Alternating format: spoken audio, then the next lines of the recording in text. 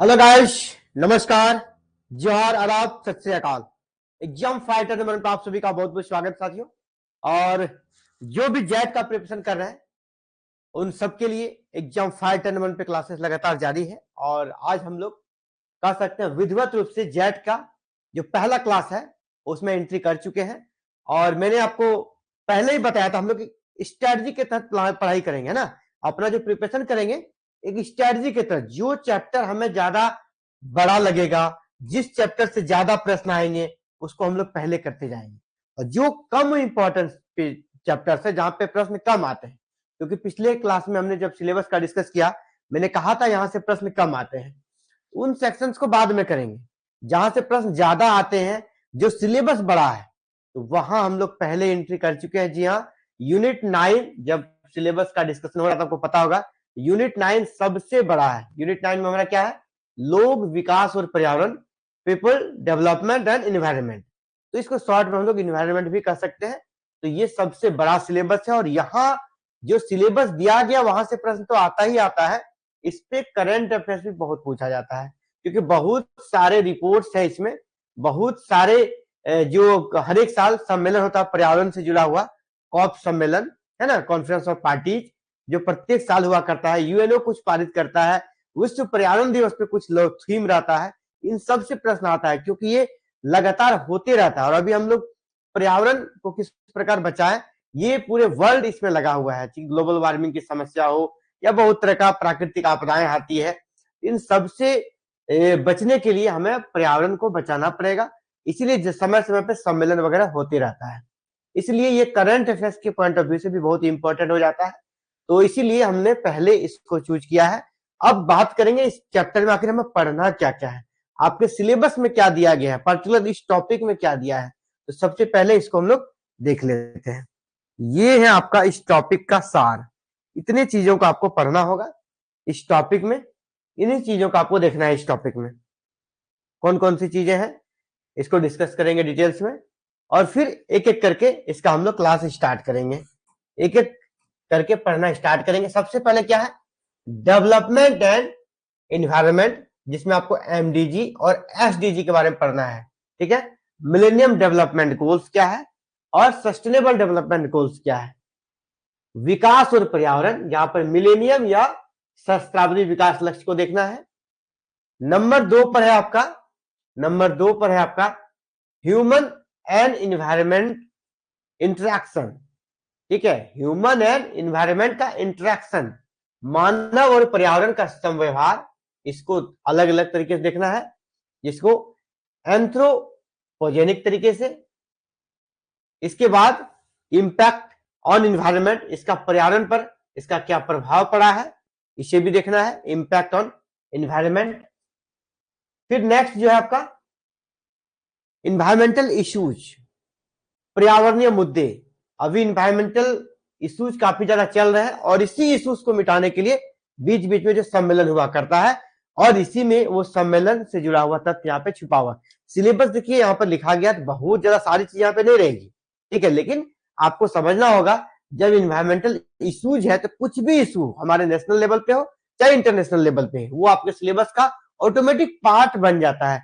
किसी भी सिलेबस में अद्यतन चीजों से सवाल पूछे जाते हैं, लेटेस्ट अपडेट से सवाल पूछे जाते हैं। यहाँ भी एयर पोल्यूशन की दिशा में कौन सा रिसर्च हुआ है, ठीक है, वाटर पोल्यूशन की दिशा में कौन सी अभी बड़ी घटनाएं घट गई है, बहुत तरह की चीजें इसमें आएगा, जो आपका सभी किसमें रहेगा? करंट अफेयर्स में, सीए के अंतर्गत आपका आ जाएगा। करंट अफेयर्स के अंतर्गत ये सारी चीजें यहाँ पर शामिल कर सकते हैं। पर्यावरणीय मुद्दे को हम लोग ने देख लिया, जहां पे अलग अलग प्रदूषण है, जल प्रदूषण, वायु प्रदूषण, ध्वनि प्रदूषण। इसके अलावा यहाँ पे हम लोग देखेंगे impact of pollutants on human health, मानव स्वास्थ्य पर इन प्रदूषकों का क्या प्रभाव पड़ रहा है, इसे भी आपको पढ़ना पड़ेगा इसी पार्ट में, इसी यूनिट में। इसके बाद नेक्स्ट आपका हम लोग देखेंगे natural and energy resources. Natural energy resources क्या क्या है, यानी आपका जिसमें हम लोग पढ़ेंगे सौर ऊर्जा, पवन ऊर्जा, जल, भूताप, बायोमास, नाभिकीय, ये सारी जो ऊर्जा के साधन है, रिसोर्सेस है, इसको भी हम लोग को यहाँ देखना है। नेक्स्ट क्या है, नेचुरल हजार्ड एंड डिजास्टर, प्राकृतिक जोखिम और आपदाएं। भारत में प्राकृतिक आपदा प्रबंधन या न्यूनीकरण के लिए जो क्या प्रयास किए गए हैं, उन सारे प्रयास एफर्ट्स को भी देखना है। भारत के कॉन्टेक्स्ट में तो देखना ही है, वर्ल्ड के कॉन्टेक्स्ट में भी आपको देखना है। इसके बाद नेक्स्ट है आपका, ये भी बहुत बड़ा है, नेशनल एग्रीमेंट्स एफर्ट्स जो हुए हैं अब तक, चाहे वो इंटरनेशनल हो, नेशनल हो। अभी अगर हम नेशनल की बात करें तो हमारे यहाँ जो इंटरनेशनल इन्वायरमेंटल प्रोटेक्शन एक्ट 1986 बना है, इस एक्ट के बारे में आपको जानना पड़ेगा। National action plan on climate change जो हुआ है उसके बारे में जानना है। मॉन्ट्रियल प्रोटोकॉल, इसमें क्या क्या प्रावधान है, किस लिए और कब इसका हुआ था। रियो समिट कब हुआ था, इसके क्या क्या ऑब्जेक्टिव थे। इसके बाद convention on biodiversity, Kyoto protocol, Paris agreement, international solar alliance यानी अंतरराष्ट्रीय समझौते प्रयास, जिसमें आपको मॉन्ट्रियल प्रोटोकॉल, रियो सम्मेलन, क्योटो जैव विविधता सम्मेलन, क्योटो प्रोटोकॉल, पेरिस समझौता, अंतरराष्ट्रीय सौर संधि, ये सभी आपको इसी यूनिट 9 में पढ़ने हैं। ठीक है, इसी यूनिट 9 में पढ़ने हैं। तो सबसे पहले हम लोग स्टार्ट करते हैं, जो कि यहाँ पर हम लोग ये एमडीजी और एसडीजी है, इससे जुड़ा हुआ एक टॉपिक है जो कि आपके सिलेबस में स्पष्ट नहीं दिख रहा है, लेकिन वो उसको हम लोग पहले ही कर देते हैं और ये हर एक एग्जाम के लिए इंपॉर्टेंट है और उससे प्रश्न हर एक बार आया है। जी हाँ, हम बात करें HDI ह्यूमन डेवलपमेंट इंडेक्स के बारे में, मानव विकास सूचकांक के बारे में। तो मानव विकास सूचकांक के बारे में आज हम लोग पढ़ेंगे, उसके हिस्ट्री को जानेंगे, भारत की उसमें क्या वर्तमान स्थिति है, ये काफी इंपॉर्टेंट रहने वाला है। करंट अफेयर्स को भी इसमें इंक्लूड करते हुए चलेंगे। ठीक है, सबसे पहले हम लोग आज के क्लास में देखेंगे history of HDI, full form क्या हो गया, human development index. Human development index, इसका इतिहास क्या है और इसको करंट तक आएंगे ना, वर्तमान हम लोग सिचुएशन तक आएंगे, वर्तमान में इसकी क्या स्थिति है। 2025 का तो रिपोर्ट अभी नहीं आया है, 2024 की रिपोर्ट को देखेंगे, भारत की क्या स्थिति है, भारत किस इस पोजीशन में है और भारत को किस कैटेगरी में हम लोग रखते हैं। ठीक है, तो चलिए अब इसका इतिहास को हम लोग देख लेते हैं। बायलिंगुअल हमने रखने का प्रयास किया क्योंकि काफी बच्चे इंग्लिश में भी है, कुछ हिंदी में है, इसलिए हमने दोनों लैंग्वेज में इसको रख दिया है। ये आपका आरंभ हुआ था 1990 में, इंट्रोड्यूस्ड इन 1990, किसके द्वारा, यूएनडीपी। याद रखिएगा यूएनडीपी, जिसका फुल फॉर्म मैं कलर कर देता हूं अलग कलर से, इसी के द्वारा ये रिपोर्ट जारी होता है, यूनाइटेड नेशंस डेवलपमेंट प्रोग्राम। ठीक है, याद रखिएगा आपका जो HDI कौन जारी करता है, यूएनडीपी। यूएनडीपी इसका फुल फॉर्म क्या हो गया, यूनाइटेड नेशंस डेवलपमेंट प्रोग्राम। कभी कभी पूछा जाता है मानव विकास सूचकांक कौन जारी करता है, HDI जारी करने वाला संस्था का नाम बताइए, तो यूएनडीपी। यूएनडीपी का कभी कभी फुल फॉर्म भी पूछ दिया जाएगा। ठीक है, तो ये आपका फुल फॉर्म हो गया यूनाइटेड नेशंस डेवलपमेंट प्रोग्राम। सबसे पहली बार HDI कब जारी किया गया, तो 1990 में। ठीक है, HDI तो उसका इंडेक्स है, अगर इस रिपोर्ट का फुल फॉर्म देखें HDR बोलते हैं, ह्यूमन डेवलपमेंट रिपोर्ट। HDR क्या हो गया, ह्यूमन डेवलपमेंट रिपोर्ट। यह जारी करना संस्था कौन, यूएनडीपी। यानी 1990 में संयुक्त राष्ट्र विकास कार्यक्रम, इसको हिंदी में यूनाइटेड नेशन डेवलपमेंट प्रोग्राम को क्या बोलते हैं, संयुक्त राष्ट्र विकास कार्यक्रम, हिंदी में इसका फुल फॉर्म भी हो गया यूएनडीपी का।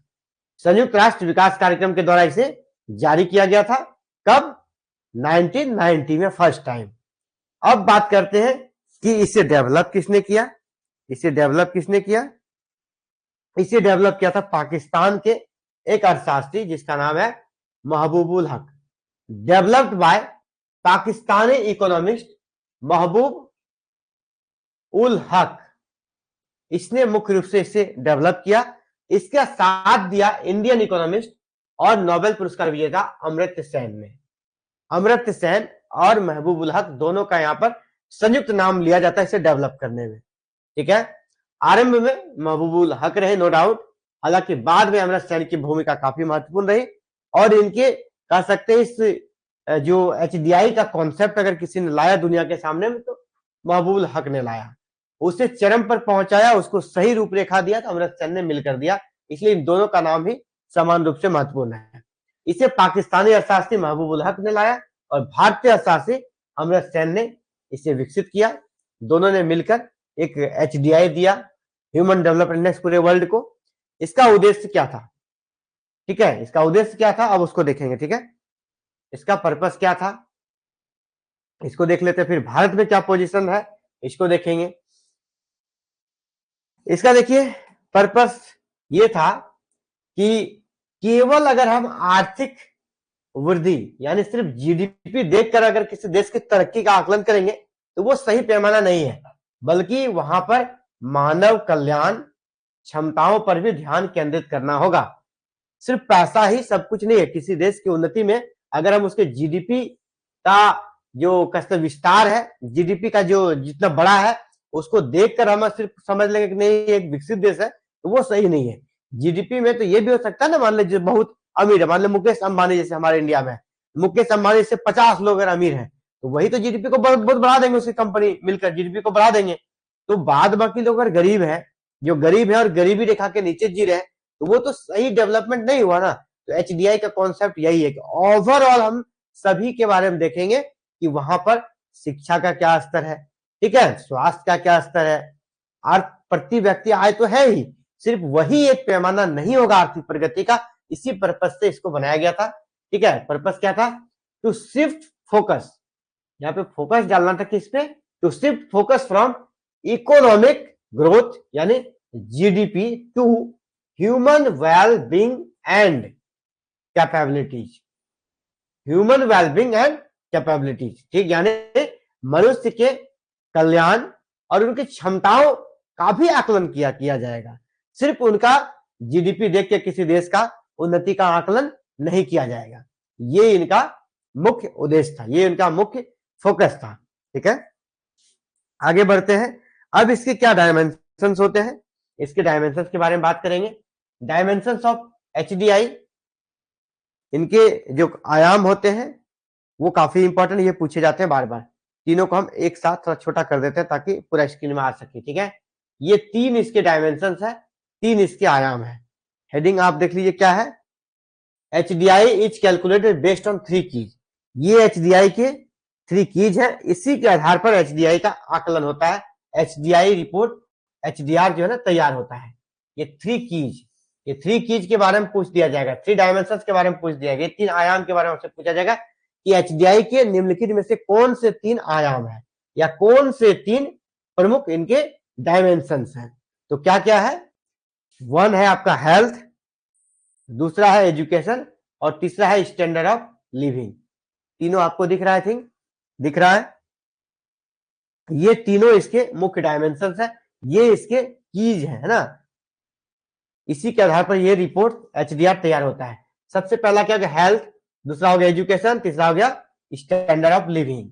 यानी आपका हेल्थ क्या हो गया, स्वास्थ्य, पहला क्या देखा जाएगा, स्वास्थ्य, दूसरा शिक्षा एजुकेशन, तीसरा जीवन स्तर। 3 चीजों को यहां पर देखा जाता है। आयाम में किन किन चीजों को देखा जाता है, पहला हेल्थ यानी स्वास्थ्य, दूसरा एजुकेशन यानी शिक्षा, तीसरा स्टैंडर्ड ऑफ लिविंग यानी जीवन का स्तर क्या है। ये तीनों चीजों को देखकर HDR तैयार होता है। हेल्थ में क्या देखिए देखा जाएगा, लाइफ एक्सपेक्टेंसी एट बर्थ, जन्म के समय औसत आयु, ठीक है, जन्म के समय औसत आयु, इसको शॉर्ट में बोला तो जन्म दर, ठीक है। अगर 20 बच्चे जन्म लेते हैं, एवरेज मतलब 100 के कॉन्टेक्स्ट में बात करते हैं, अगर 100 बच्चे जन्म लेते हैं तो 100 बच्चे सरवाइव करते हैं कि नहीं, क्योंकि पहले क्या होता था इंडिया और वर्ल्ड में भी बच्चे जन्म लेते थे अगर 100 है ना, तो उसमें से लगभग 50% जन्म के समय उनकी मृत्यु हो जाती थी।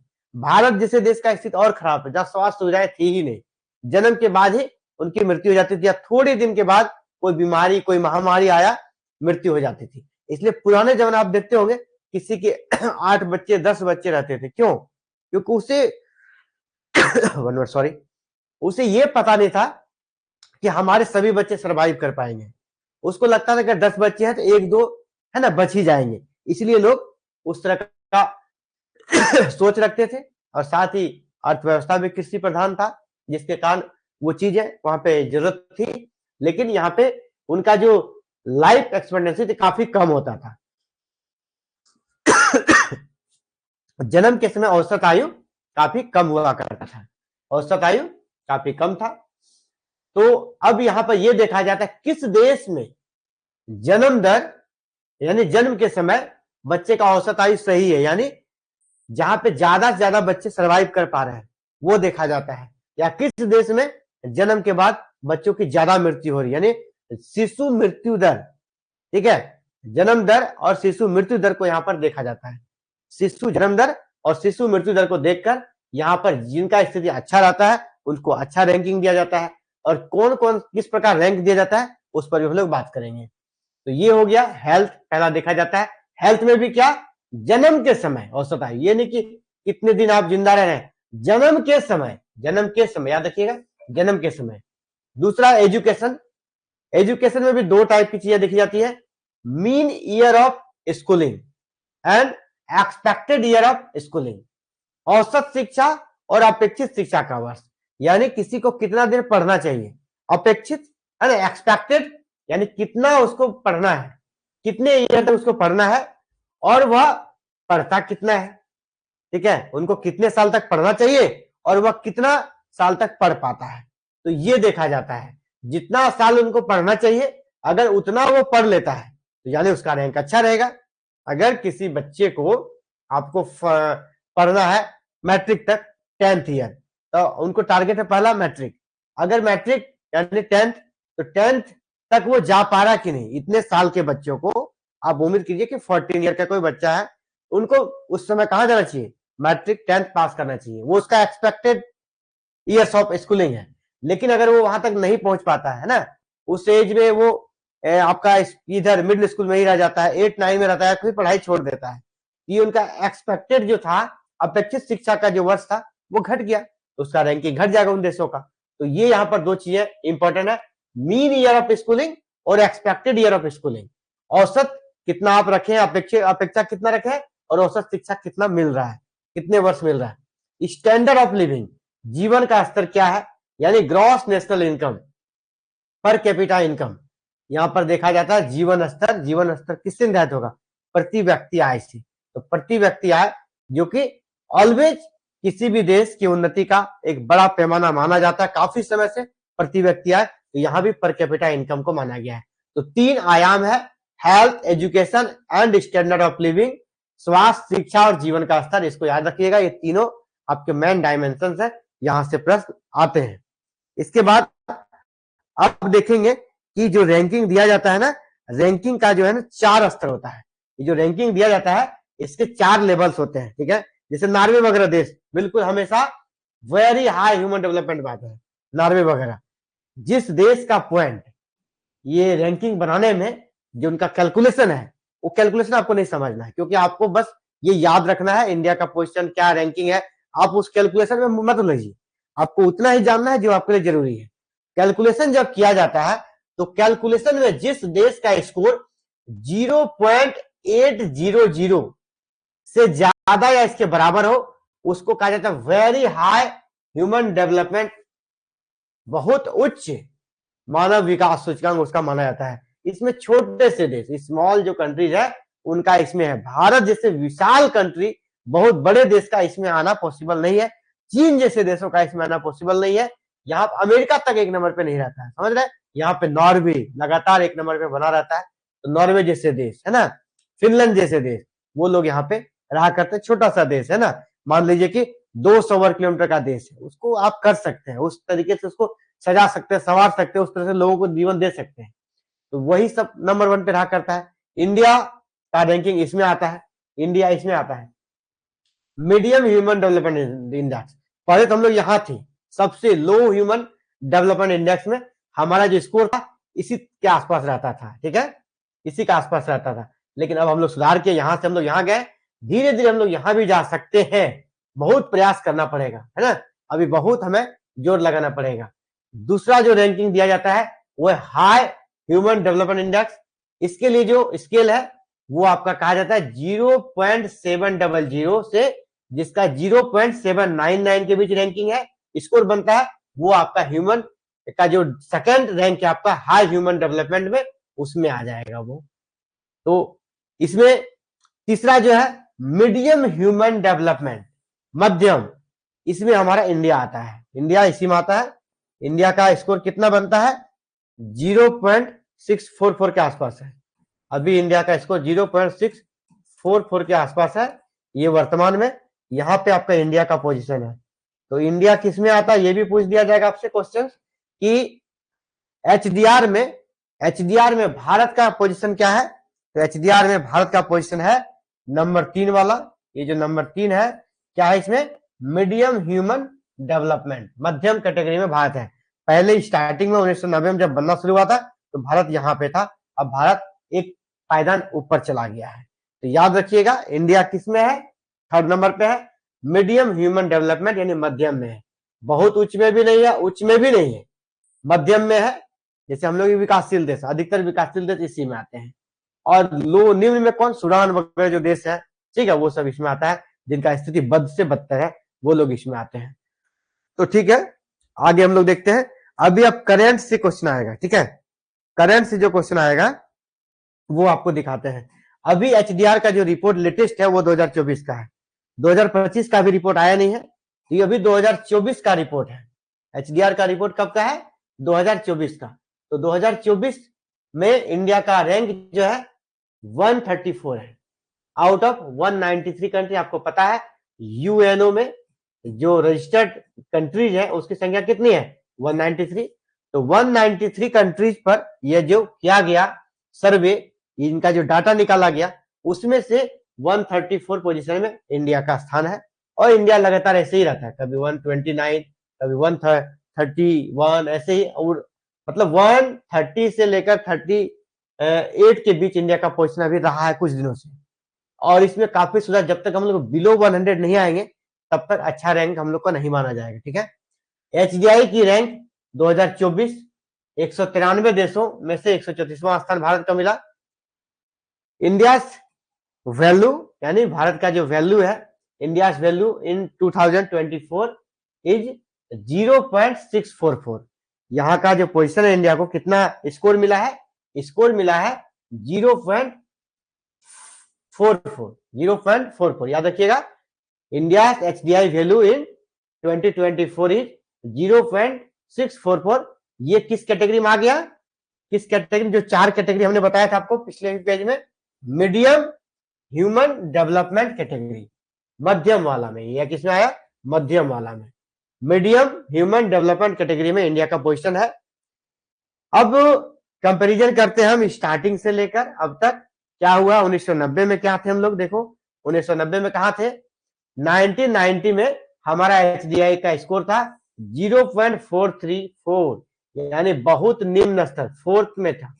जो फोर्थ टाइप होता है ना, फोर्थ टाइप, उसमें थे हम लोग, यानी जो अविकसित देश है उन कैटेगरी में थे। 0.34 था हमारा 1990 में।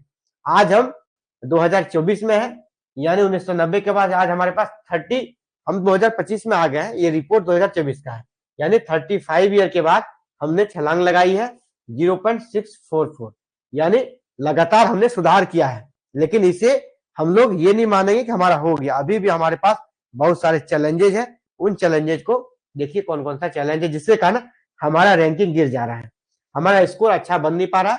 कौन कौन सा कारण है, हाई इनइक्वालिटी, हमारे पास क्या क्या हाई इनइक्वालिटी है, बहुत बड़ी असमानता है, कोई बहुत ज्यादा अमीर है तो कोई बहुत ज्यादा गरीब है, तो वो इक्वालिटी नहीं है, ठीक है। हमारे अंदर, हमारे देश के अंदर उच्च असमानता है, ठीक है, ये सबसे बड़ा कारण है। जब स्थिति अच्छी हो तो सबकी स्थिति अच्छी हो, एवरेज हो, तो फिर ठीक है। कुछ बहुत अमीर है, कुछ कह सकता है अभी खा रहा है तो सुबह क्या खाएगा उसका, ये उसके पास प्रबंध नहीं है। तो यानी इसलिए हम लोग का रैंक घट रहा है। दूसरा है रीजनल डिस्पैरिटी, क्षेत्रीय असमानता है। क्षेत्रीय असमानता भी आर्थिक रूप से है और साथ ही क्षेत्रीय रूप से। जैसे अगर आप सिंपल सा, यहाँ भी झारखंड में आप है, देखिए यहाँ आपको बिल्कुल पठारी भूमि मिलेगा, आप बिहार बंगाल चाहिए, बिल्कुल एकदम प्लेन जमीन मिलेगा, कृषि योग्य जमीन मिलेगा। यानी क्षेत्रीय असमानता उधर तो है जमीन के स्तर पर, इसके अलावा हमारी बोलचाल, इतना बड़ा देश है, यहाँ पे कहते हैं प्रत्येक किलोमीटर में आपका लैंग्वेज चेंज हो जाता है। क्षेत्रीय हमारा कल्चर डिफरेंस है, ठीक है, बहुत तरह की कह सकते हैं। हमारा भारत विविधताओं का देश है, विविधताओं का देश है। तो ये क्षेत्रीय असमानताएं भी हमारे उस डेवलपमेंट में विकास आती है, मतलब बाधा आती है, वेरियस रूप में काम करता है। हेल्थ एंड न्यूट्रिशन इश्यू, स्वास्थ्य और पोषण की समस्या है। जो अभी बच्चे होते हैं उनको सही तरह से न्यूट्रिएंट्स नहीं मिल पाता है। जो वयस्क भी है वो उस तरह के नहीं है जितना उसको हेल्दी होना चाहिए, जितना उसको न्यूट्रिएंट्स उसका अंदर होना चाहिए, वो भी इशू है। सरकार इसके लिए बहुत सारे प्लान कर रही है। आंगनबाड़ी केंद्रों में देखते होंगे गर्भवती महिलाओं के लिए पोषण के लिए बहुत सारी चीजें डिस्ट्रीब्यूट की जाती है, उन्हें फंड भी दिया जाता है ना। गर्भवती जब हो तब उसे 6,000, इसके बाद जब वो बच्चे का स्तनपान कराए तब फिर 6 मंथ उसे पैसे दिए जाते हैं। कुछ प्लान्स वगैरह है, योजना। जब झारखंड हम लोग पढ़ेंगे आपका किसी जीएस वगैरह में तो आपको बताएंगे कौन कौन सी योजना चल रही है, या तो सेंट्रल गवर्नमेंट की भी योजना चलती है। तो उसके लिए सरकार प्रयास कर रही है, लेकिन अभी तक वो टारगेट हमें नहीं अचीव कर पाया जो हमें पाना चाहिए, क्योंकि बहुत बड़ा कंट्री है ना, विश्व की सबसे बड़ा जनसंख्या हमारे देश में है। इतने बड़े जनसंख्या को भी लोकतांत्रिक देश में कंट्रोल करके मैनेज करके रखना एक बहुत बड़ा चैलेंज है। इसके बाद फोर्थ में है एजुकेशन क्वालिटी गैप्स। हमारे स्तर में, हमारे देश में जो शिक्षा का गुणवत्ता है वो सही नहीं है। आज तक जो हमारे अंदर शिक्षा का स्तर है वो हमने अभी भी अंग्रेजी शासनकाल के दौर में जो अडॉप्ट किया था उसी को लेकर चल रहे हैं। यहाँ सिर्फ नौकरी पाने के लिए लोग पढ़ते हैं, अपने आप को बनाने के लिए नहीं पढ़ते हैं। किस प्रकार नौकरी मिल जाए ये ज्यादा प्रयास रहता है। इसलिए भारतीय एजुकेशन सिस्टम में आमूल चूल परिवर्तन करना है। और अभी आपको पता है एनईपी 2020 आया है, यहाँ बहुत कुछ चीजें आपको डिफरेंस दिखती होगी। ये एनईपी 2022 भी आपको पढ़ना है। जब ये आप पढ़ेंगे ना तो आपको पता चलेगा बहुत सारे बदलाव किए गए हैं। अब यहाँ बहुत सारे स्किल्स प्रोग्राम भी डाले गए हैं, वोकेशनल कोर्सेज भी ऐड किए गए हैं, ताकि आप सिर्फ किताबी ज्ञान न लें, आपके पास स्किल्स भी हो। अगर आपके पास गवर्नमेंट जॉब ना दे तो उस स्किल के दम पे आप अपना एक स्टार्टअप खड़ा कर सकते हो। और सरकार की तरफ से पैरेलल तरीके से स्टार्टअप जैसे प्लान्स भी चल रहे हैं, जहां पर आपको गवर्नमेंट सब्सिडी के साथ इंडस्ट्री को बूस्ट करने के लिए सरकार आपको सब्सिडी देगी, और उसके माध्यम से आप मार्केट में एक बड़ा अपना कंपनी स्थापित कर सकते हैं, बड़ा रोजगार स्थापित कर सकते हैं, और आप क्रिएट कर सकते हैं कि एम्प्लॉय नहीं बल्कि एम्प्लॉयर बन सकते हैं, जॉब क्रिएटर बन सकते हैं। तो एनईपी आप जब देखेंगे इस प्रकार की चीजें लाई गई है, जो अब है ना यूरोपीय एजुकेशन मॉडल को यहाँ पर अपनाने का प्रयास किया गया है कि शिक्षा की जो गुणवत्ता है बस एक सरकारी नौकरी पाने तक ही सीमित ना रहे। ठीक है, आप बहुत सारे ऐसे देखेंगे जो बच्चा मैथ से ऑनर्स किया है लेकिन उनका मैथ उतना अच्छा नहीं होता है। वो उसको अगर बोलेंगे आप 10th का मैथ पढ़ा दीजिए, 12th के बच्चे को पढ़ाइए, तो पढ़ने से हिचकता है, क्योंकि वो शॉर्ट में सिर्फ नंबर के पॉइंट ऑफ व्यू से, रिजल्ट अच्छा करने के पॉइंट ऑफ व्यू से पढ़ा जाता है। लेकिन ऐसा नहीं हर जगह, बहुत सारे यूनिवर्सिटी है इंडिया में भी जहाँ पे बिल्कुल क्वालिटी एजुकेशन जो पढ़ता है वो बच्चा जमीन पे उतारता भी है। और हाँ, ये भी लक्ष्य है जो पढ़े ना उसका दैनिक जीवन में उपयोग करे, उसका प्रैक्टिकल करे। इसलिए यहाँ पर वोकेशनल कोर्सेज को साथ साथ दिया। आप थ्योरेटिकल सब्जेक्ट लीजिए और साथ में आपको वोकेशनल कोर्सेज भी कुछ सेमेस्टर में डाल दिए गए हैं।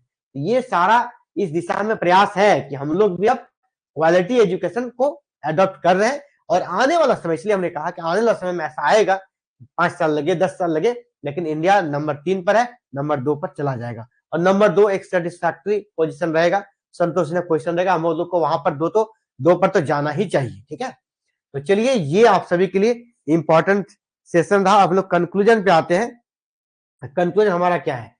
कंक्लूजन यही है, HDI is an important tool to measure progress beyond GDP. GDP के अलावे अगर हम किसी देश का प्रगति का मापन करते हैं तो सिर्फ अभी क्या होता है, जीडीपी। हमारा जीडीपी इतना ट्रिलियन हो जाएगा, हम बड़ा देश बन जाएंगे, हम विकसित देश बन जाएंगे। तो जीडीपी ही सिर्फ हमारा ये पैमाना नहीं होगा। ठीक है, उसके बियॉन्ड भी बहुत सारी चीजें हैं जो हमें देखना पड़ेगा। तो HDI is an important tool to measure progress beyond GDP. GDP के अलावे तो भारत ने 1990 से अब तक लगातार प्रगति की है, लेकिन अभी भी असमानता, ठीक है, शिक्षा, स्वास्थ्य के क्षेत्र में हमें सुधार की आवश्यकता है। तो कंक्लूजन यही है। तो जितनी भी चीजें यहाँ पे कही गई, हर एक लाइन आपके लिए क्वेश्चन के रूप में तैयार किया गया है। तो इसी प्रकार लगातार क्लासेस जारी रहेगी और कल आप सभी के लिए क्लासेस ऑफ रहेगी। एक इंपॉर्टेंट नोटिस, हालांकि मैं ऐप में एक नोटिस बोर्ड है आपका, ठीक है, उसमें हम नोटिस लगा देंगे कि जब क्लासेस ऑफ रहेगी। कल विश्वकर्मा पूजा में थोड़ा यहाँ पर थोड़ा व्यस्तता रहेगा तो क्लासेस नहीं हो पाएगी, तो विश्वकर्मा पूजा के दिन थोड़ा हम लोग कल ऑफ करेंगे। फिर नेक्स्ट डे यानी कल 17 है, 18 से फिर क्लासेस रेगुलर टाइम पे जो 7 PM आपका क्लासेस लगातार चलेगी। थैंक यू आप सभी का एग्जाम फाइटर से जुड़ने के लिए। जय हिंद, जय भारत, जय झारखंड।